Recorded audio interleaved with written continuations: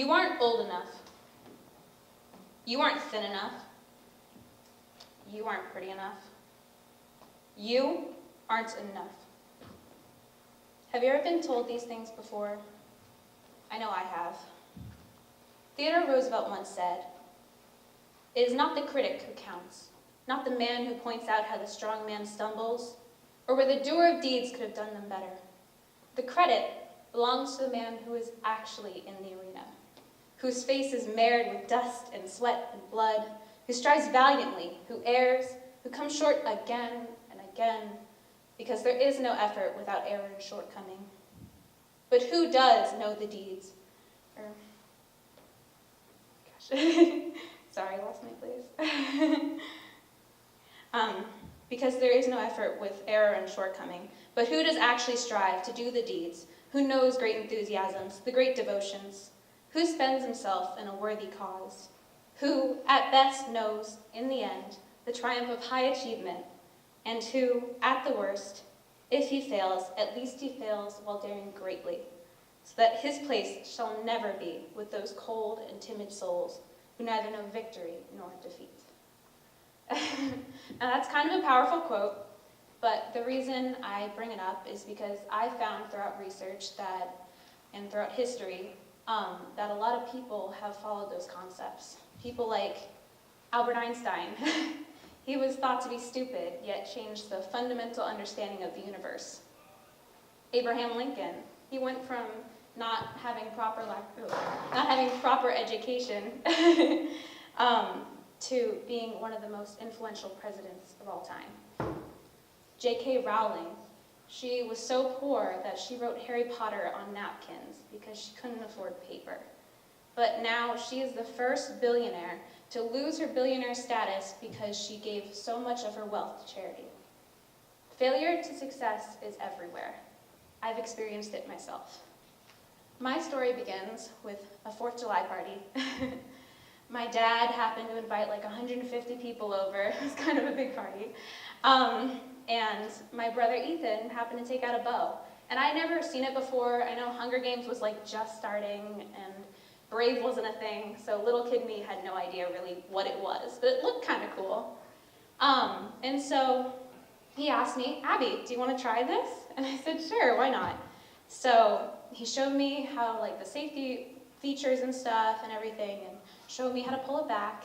And in that moment, I shot my very first arrow ever. It was crazy, it was weird, I didn't understand it. It was like scary and intimidating, but also liberating. Felt like fireworks.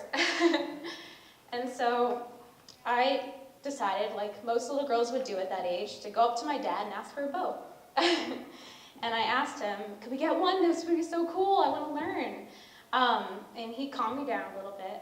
But then he said, "How about you see if there's like a center or something nearby that might be able to teach you some basics first, and we'll see if it's not like just a quick thing that you're going to be into or not." So I said, "Sure, okay."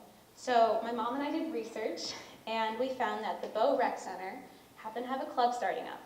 And I thought, this is great. I'm going to sign up. It's going to be awesome. I'm going to learn about this thing I just tried once. Who knows what it's going to happen? So we got there, and I'm so excited. It's going to be great. And the instructor looks me up and down and says, "You're too fat for this sport. You should find another hobby." I was devastated. I was larger, this is true, but no one should ever be told that because of your size or your race or your gender or whatever, you can't do archery. They have Paralympics, they have Olympics with different archers of all kinds. They're introducing new things, like hopefully the compound bow. But I couldn't believe I was told I couldn't do something all because of my size. So I felt awful and worthless. But my dad picked me up and he said, "You could either react like you are now, or you could act." And he said, "How about we head on down to Kittery Trading Post, and I'll get you a bow, and I'll teach you everything I know. I might not know much, but I'll know something." And so we did. And I got my first bow ever. This is a photo of me with my first bullseye ever. And honestly, every single day I went out with my dad, and it was the best part of my day, hands down. Because when I was shooting, I didn't have to think about what my body size was. I didn't have to think about social issues with my friends. I didn't have to think about anything. It was just flinging arrows, and it was amazing. And so I kept training and training and training, and I decided to reach out to my dad again. And I said, hey, can we go hunting? This would be really cool. I want to be the first girl in my family to get a deer with a bow. So I did. And so we had also gone down to Kittery Trading Post, and I got another bow. Gotta love Kittery. And it was amazing. Like, all that confusion I had with that first bow went completely away. The moment I picked up this compound bow, I said this felt like home. And so I loved it, and I kept going with it. And around the same time of me getting this deer that most of us remember dissecting in 7th grade, we actually decided that I was going to join a group that was just starting up at Pioneer Joad. It was a Dunbarton place, and it was going to be fun. It was just a gun shooting team, but they were going to add a bow side to it. So I said, sure. I was a little hesitant at first because I knew what had happened on that first day with the other place, but I thought I'd give it a shot. And lo and behold, I loved it. Everyone was so nice, and no one cared about what I looked like, and no one cared about anything. They were just shooting, and they seemed amazing, and all I wanted to do was know more. So I shot with them for a while, and then a couple years later, I decided that I was going to lose weight, but it was going to be my decision, not hers. So a year later, I did lose weight, and it did help my archery, so much so that I actually started placing at national events because I had more stamina to shoot. And at that point with things, I started to get picked up by like JDT, which is called Junior Dream Team. It's the top 35 archers in America, and I was invited to go to one of their like camps as like an interview kind of thing. And so I got there, and I loved it. They ripped my form apart and put it back together. But it was amazing. I loved it. And I actually went to their selection camp, which is what actually makes or breaks you for getting on the team. And because of my fitness and because I lost weight on my decision, I ended up making it, which was awesome. So everything just kept getting better. I got sponsored by PSC, which is why I have this fancy bow up here. And I got sponsored by Spider, which is the stabilizers that are hanging off the little rods, not just to hit you or something. But it was awesome, and it all just felt like it was happening so fast. I just got into high school at this point, and all this is happening. So finally, it's senior year, and I have to come up with a project, and I have no idea what I want to do. I knew it was something with shooting, but other than that, I was clueless. But I happen to have a dear friend who's in the audience right now, Father Jeff, and he reached out to me and he said, I want to start an archery program at Trinity High School. And I said, that sounds great, it's going to be awesome. I know some amazing people who go there, they're also in the audience, and it's going to be so much fun. It's going to be awesome. I know I've helped coach before, so this shouldn't be too bad, right?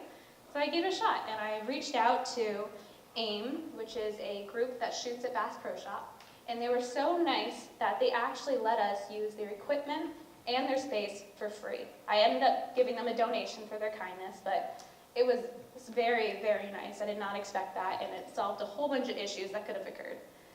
And so I thought, this is going to be great. We already have the location, we have the equipment.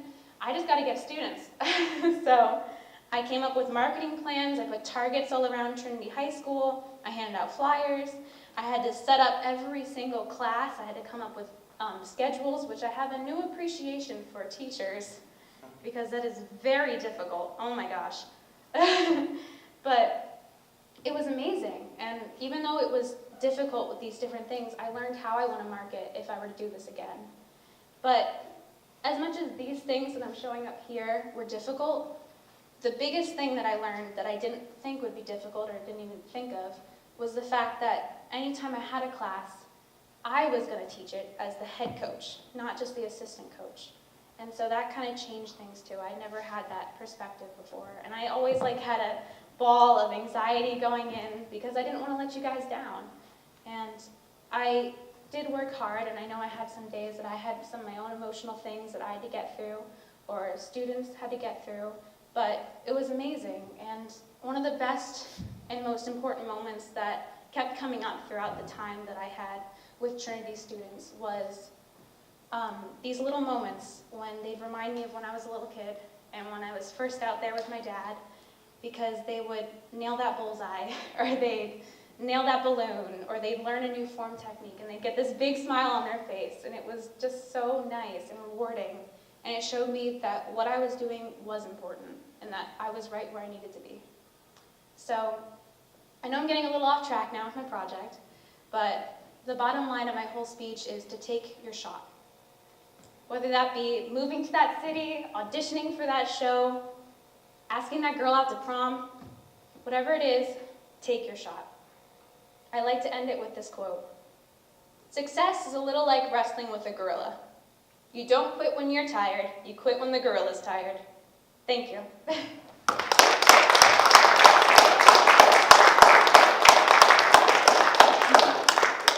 Any questions?